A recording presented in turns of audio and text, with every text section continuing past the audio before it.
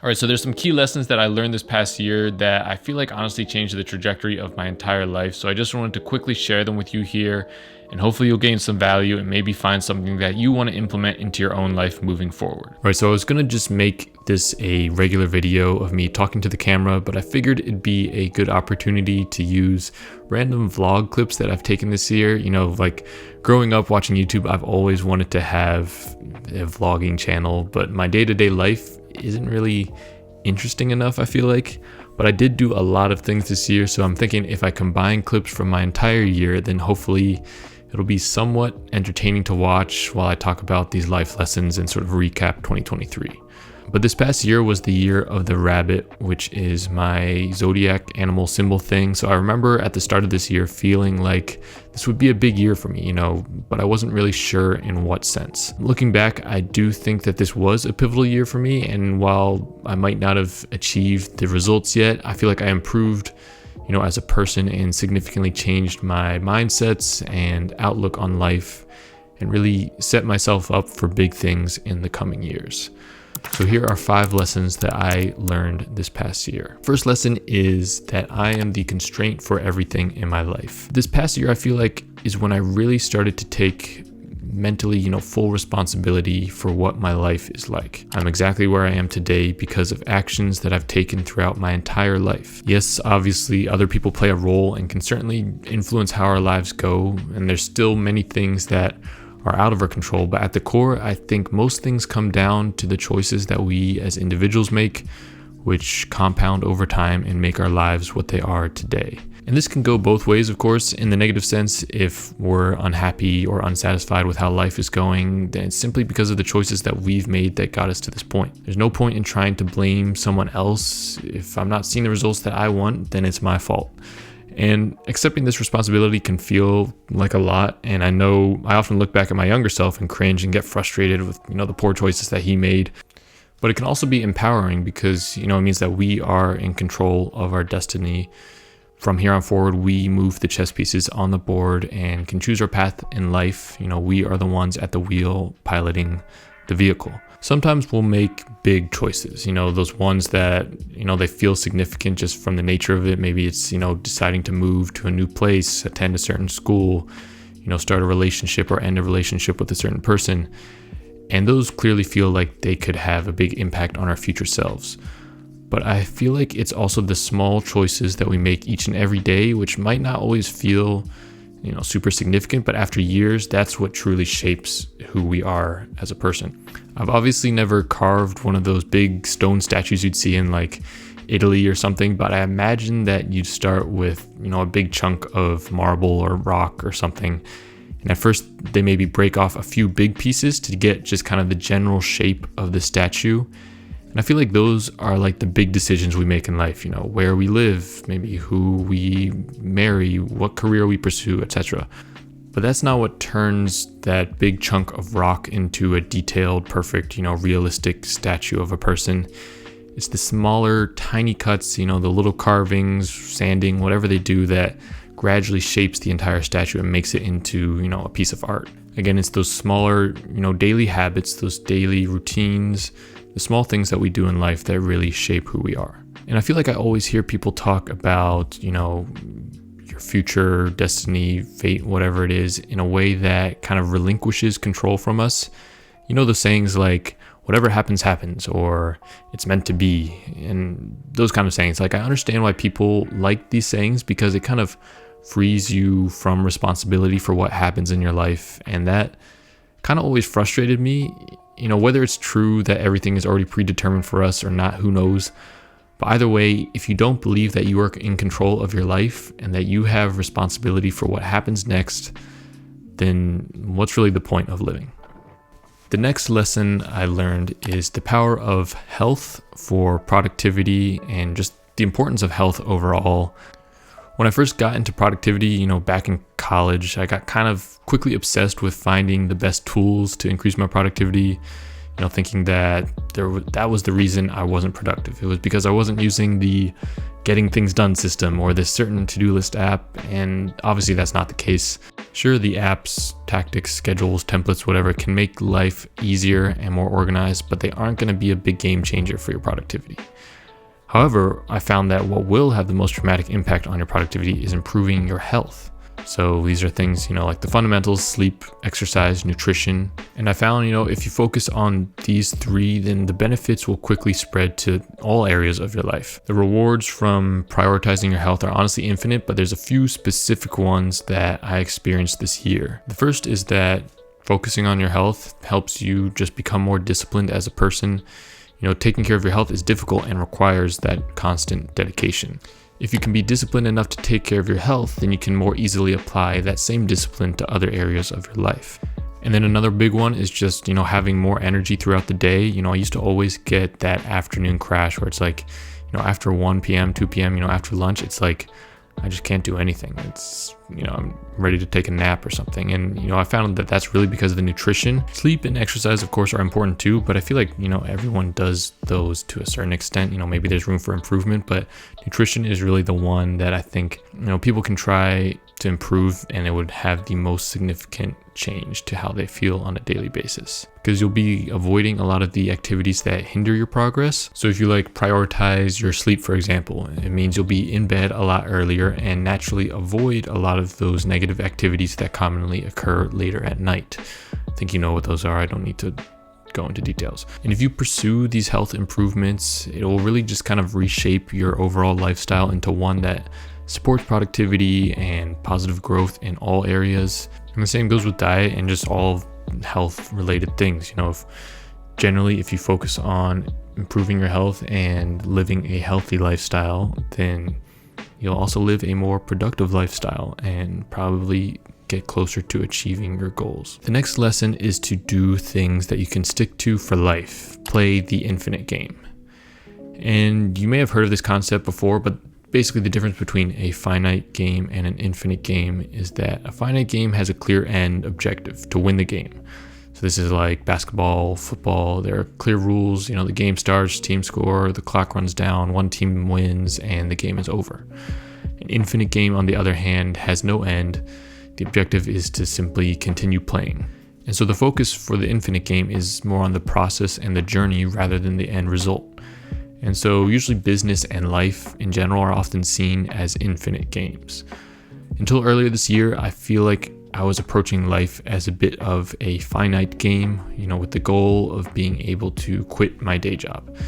In the beginning of this year, I was really trying to figure out what to do with my life and was honestly feeling a bit lost. I was working the same day job that I am now, which I knew I didn't want to do for the rest of my life, but I wasn't sure what to replace it with. For the past few years leading up to that point, I had been pursuing this side career of becoming a music producer. I was making beats for artists, mixing their songs, etc., and I started to make, a little bit of money from it too. And so the thought of being able to quit my day job and replace it with my own business seemed like a real possibility, and it excited me. But then earlier this year, it really hit me, and I came to the realization that although producing music is a passion of mine, my pursuit of being a full-time music producer was really a finite game. It was something that had an end goal, make enough money to be able to quit my day job. But beyond that, I wasn't sure if it was something that I would want to do for the rest of my life. I imagined that if I did get to the point that I was able to quit my job, I would feel the desire to pursue other paths that may be more fulfilling or provide more value to the world. Being a music producer also felt like it didn't fulfill all four components of Ikigai, something you love, something you're good at, something you can be paid for, and something that the world needs. I definitely want to get more into that whole concept of Ikigai and finding your purpose in life in another video. But it was also at that time that I got distracted watching all those garbage, how to make money online, dropshipping, side hustle videos, in hopes that there would be some shortcut to wealth which would allow me to quit my day job and find fulfillment in life. And obviously that pursuit would have been another finite game, and thankfully was short-lived. But it was at that point that I realized that I truly enjoyed helping people improve their lives, talking to them about their problems and trying to figure out a solution with them. It's something that I had been kind of unconsciously doing on a smaller scale throughout my life, whether it was with the artists that I worked with, my friends growing up, or family, etc.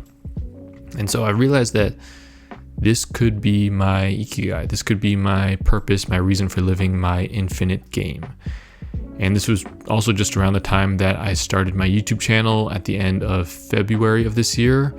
And first, I had a focus on personal finance and credit cards, which I quickly realized would have been another finite game, since the true value that I could provide through those videos, the personal finance, credit cards, whatever, would be pretty limited. And I feel like any personal finance YouTube channel can honestly convey all the ideas and information that would actually make a difference in the viewers' lives in just a handful of videos.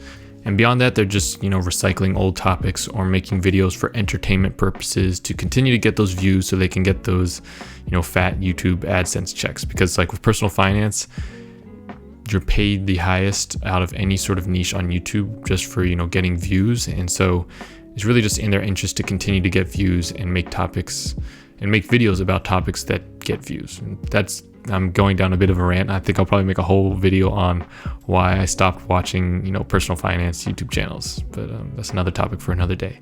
But anyways, I didn't want my channel to be like that. I wanted to make sure that every video I put out would actually provide value to people's lives. So I've since pivoted to just more general self-development, self-improvement types of videos.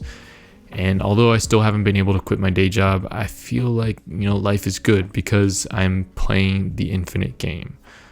I'm not sure if making YouTube videos specifically will be the infinite game, but I feel like helping people is, and for now the best way I can think to do that is through YouTube videos.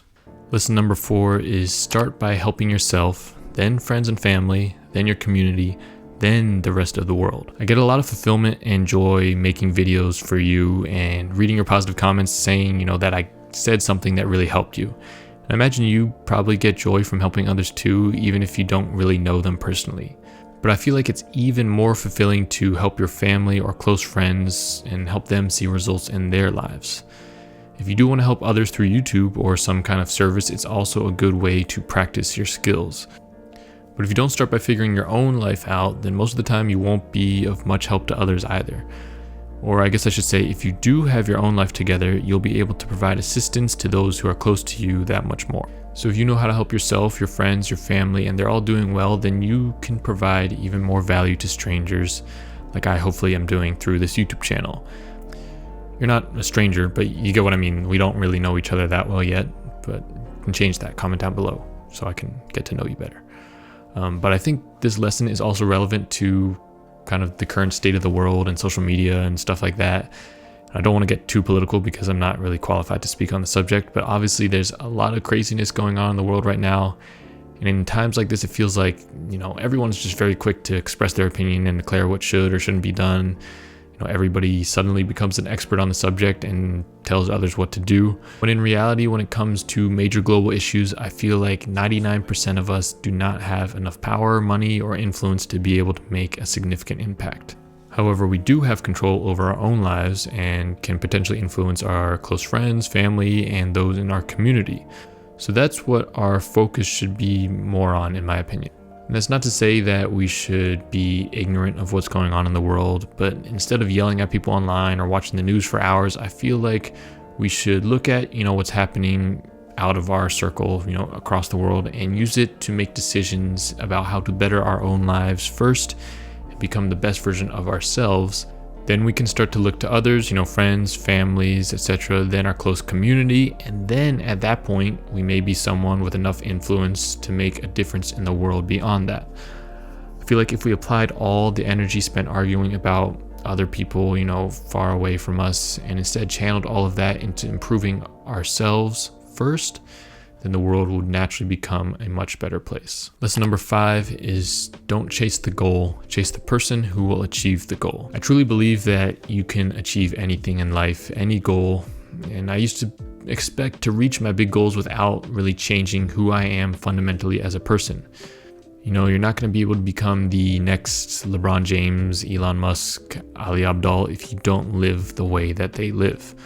I'm not saying to copy other people's lives, but align your actions with those who are in the position that you want to be in. There's a version of us in the future who has achieved all our dreams and they're living a certain way. And so I'm trying to make sure that my actions match that even if I'm not there yet.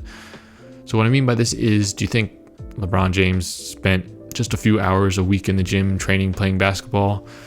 No, he probably spent most of his awake time, either practicing or watching film or studying other players, studying the game. So if you wanted to become an NBA star, are you going to get there by being a person who only practices a couple hours a week? No, you need to become the version of yourself that spends most, if not all, of your free time dedicated to your goal. And the same obviously goes for any path in life, not just, in the sports world, but don't think, how do I get there? Think, how do I become like the person who is already there, or at least deserves to be there? If we focus on that, then I think the goals will come naturally. And this is something that I really only started to think about towards the end of this year. But if you want just like an actionable step, I think what I'm doing is making a vision board, document, manifesto type thing, basically describing the successful version of myself, his mindsets, habits, lifestyle, appearance, etc., everything pretty much. And then every day I'm going to try reading it and basically reminding myself of it every morning. That way I can, gradually align my everyday lifestyle and daily actions to that of this, 2.0 future successful version of myself. I think of this as kind of taking, vision boards. So just like kind of pictures that people post up on their walls, and then like basic affirmations, where people say like, I am confident, I am awesome, and kind of combining that into one more in-depth, more detailed document. And from what I can tell, this exercise specifically is something that a lot of successful people have done during their journey to reaching, their levels of achievement and stuff. And so this is something that I'm definitely going to be have been applying towards the end of this year and will continue into next year. And I really think that this could be the key for us to, reach any dream, any goal that we have in life. I also made a full video on this topic, so if you're interested, you can watch it here. As always, do something today that your future self would thank you for.